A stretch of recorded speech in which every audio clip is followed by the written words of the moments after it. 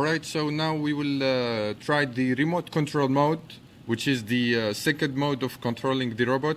With the same process, we need to run the server and connect with the same server IP and port number.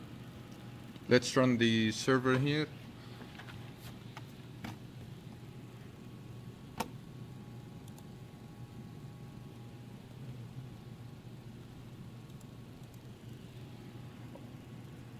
Alright, so we connect, and here, as we can see, we have a speed gauge that we could configure, and the forward, backward, and left and right directions.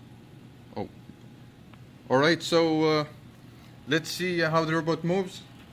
So as soon as we click, we see that the robot responds to the corresponding action, and we can change the speed, and it is directly reflecting the robot's actual speed.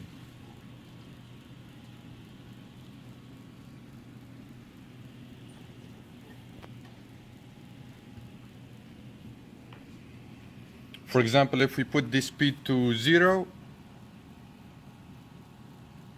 the robot obviously will not move. It can rotate, but left and right, but it will not move.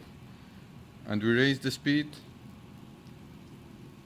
and the robot is moving.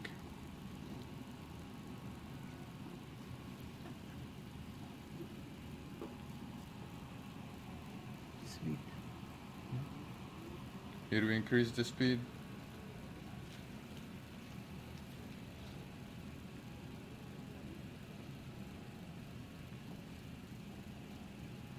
خلاص صح؟